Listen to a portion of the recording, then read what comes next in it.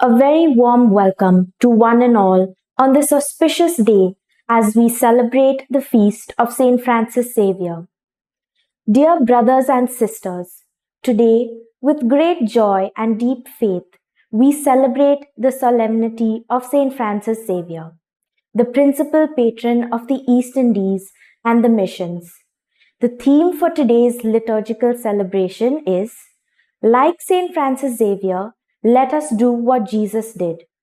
Time and again, God calls, forms, and sends people for the ministry of service. All the three readings of today testify to such calling.